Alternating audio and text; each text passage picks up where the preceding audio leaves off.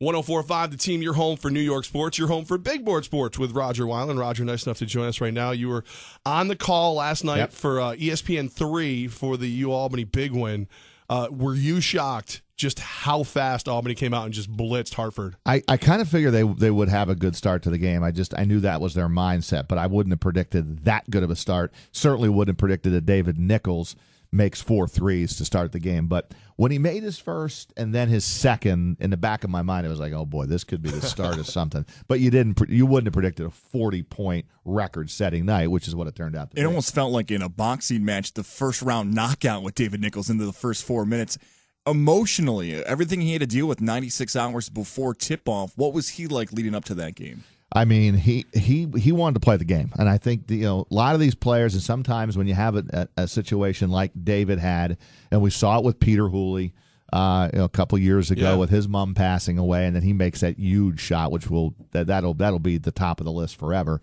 But sometimes you get a 2-hour window to just go and just play and not worry about anything except concentrate on the game, and it's amazing how in those moments these shots go in. It's almost like his sister from high above is watching down. He used to never really buy into all that. And when Peter Hooley hit that shot that Saturday, when UAlbany hadn't made a 3 all game, and Peter Hooley, his mom had just passed away, right? Right. Gets an open look from the top of the key on a rebound that tips out to him, and he's wide open.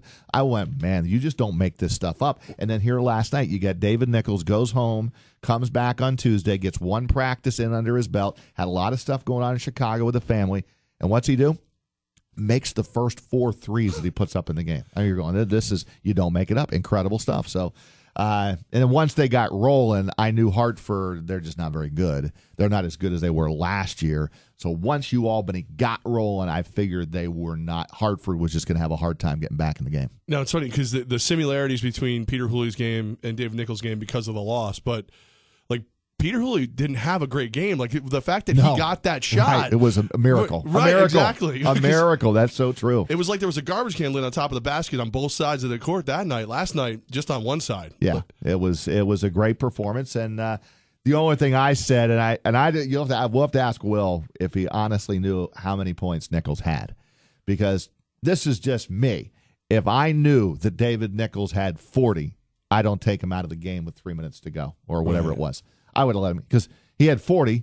He's tying the record of a guy who had a record since 1957. Okay, Gary Holly. So I would have left him in 1 more bucket, and he would have had the record last night. It would have really made the night very special. But I understand why Will elected not to. Although I think he said A, didn't know, and then B, it's a blowout. Game is over. Why risk anything happening in the final 3 minutes of David Nichols twisting his ankle or getting injured moving forward to a semifinal game Monday night? And going forward, Monday night, they get Stony Brook. Coach Brown had some interesting comments, to say the least, at the end of the game. What do you make of Coach Brown's comments? I have a question for you guys. Right. I know you're asking me questions. I'm going to ask you this question. Okay. So we have Will Brown after the game talking to our Zach By, predicting that his team will win the game Monday night at Stony Brook. We have Jeff Bowles, the head coach of Stony Brook, on our show Friday morning at 10:30. Do we, during the interview, say, hey, Coach, just so you know, we have something you might want to hear from Will Brown, and have Zach play and play the interview and play the part where he says we're going to win the game Monday night? You have to, right? You have to do it, right? I think you have do you have to? I think Will knows what he's doing. Because that's not very Will Brown-like. He doesn't usually say that kind of stuff. Will likes to. He's got some over the years. Stir it up a little bit. Over the years, Coach Brown has had some bulletin board material. He kind of likes to do that a little bit with the media. Throw a couple things in that quotes that we'll get back. Maybe not as bold as we will win the game. Right. But over the years with Vermont, he puts a little something in the back of their minds for them to think about before his team comes to town. But this one, flat out predicting a victory. So maybe we'll have to play that back for Coach Bowles on the Friday show at 10:30. Once Coach Bowles hears it, He's going to go back and tell his players. There's though. no doubt. There's no doubt. The sprints all of a sudden are going to be like, did you hear what he said? I got the audio. They might be playing it through the speakers. So Coach Brown said it. We're just doing our job, though. Maybe I'll let, as Will Brown, or some people call him, Zach, by Will Brown Jr. Yeah, let him do it. Maybe I'll let him be the bad guy or whatever. He's the producer, right? Right. So producers make those decisions. Those kind of calls are not made at that level. necessarily the hosts of the show. It's all on the producer. If it works, producer gets credit for it. If it doesn't, Well, what if you come at it from this angle? Whatever Bowles says next, you then send to Will. Because then just stoke the fire as much as you can. Yeah. and we'll get Tim Wilkin to listen. Oh, yeah, and it'll so he can get a little blog thing going on the Times Union website. Then we'll get it into the papers the next day. Radio Wars Part 2. Right, we'll really stir this thing up going into Monday night. Rodger Wyland with us right now, Levack and guys. We're here getting ready to tip off the MAC tournament. Yeah. Big doings in Albany. It's, if Will's right, he's a game away from going to the dance. How likely is Siena to make it to the dance? Well, I mean, I would predict they get by Fairfield. They've beaten them twice. So, and I think Siena coming into this game is playing really well.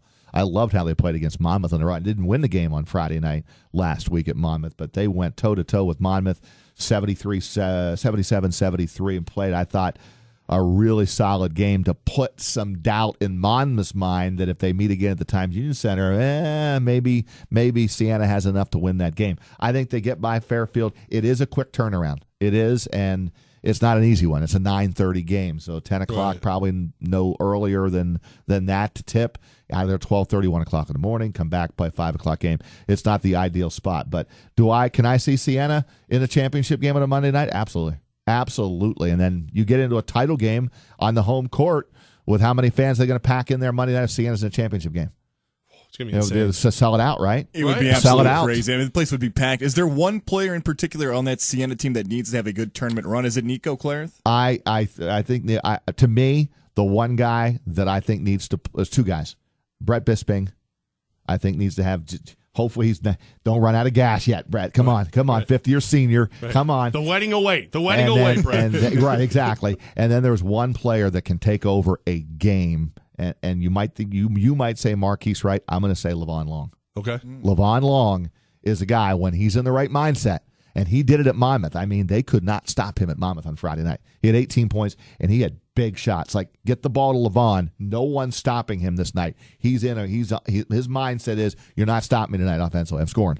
And when he's doing that and playing defense, because he did a great job on Justin Robinson on Friday night, because Robinson dropped 40 on Siena at the Times Union Center. At Monmouth, he got 20. And really, it was because of the defense of Levon Long. So I think Levon Long needs to have a big tournament for Siena to win this thing. Rodger Wyland with us right now, and of course all that going on, but high school championships coming up this weekend too. It's a great time. If you're a Hoops fan in the Cap region, you're having a blast right now. This is the best. I love it. You and I are in a tough spot. Yeah, we going toe to toe. No. I think we're both rooting for Colony. Yeah. I mean, I know I'm supposed to be like down the middle. No, but I can't be down the middle here. The thing, my son is we're in South Colony, right? And I coach in the 4th grade travel program, which is all under Ken D'Agostino. So I'm following this program pretty closely this year. I've gone to a lot of their games on Friday nights, and I've seen them play. So I do have a little bit of a rooting interest for Colony, but Bethlehem is really good. Right. And they're well coached by Coach Irons, and they've played twice this season. Colony won the latest, 61-58 on their court. Bethlehem won earlier in the year on their court at Bethlehem, 61-58. Pretty evenly matched teams. So 8 o'clock in the Glens Falls Civic Center for the AA championship on Saturday night. You calling overtime right now? I'd love to see overtime. I'm going to be in the house. I'm going up for that. Yeah. I am definitely going to make the trip up the Northway. Because the ESPN game, or the Siena game, by the way, is on ESPNU as well. Oh, Coach Patsos broke that news, by the way. I didn't know. People were asking, 9:30, 10 o'clock at night. I don't know if I want to be at the Times Union Center a late night. And so, ESPNU is carrying that game on Saturday night. Rodger Wyland. It's going to be a fun weekend. It's going to be great. Like, if you're a Hoops fan in the Cap region. Yeah, and then, even Friday night, you've got this Glens Falls team with Joseph Girard III. Yeah. They're going up against McKeel Christian, who's undefeated.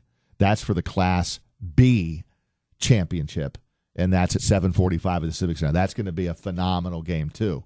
Girard is worth the price of admission right there to see him do his thing. Right. But McKeel is really good. They're undefeated. A lot of people think McKeel could beat Glens Falls in the Class B.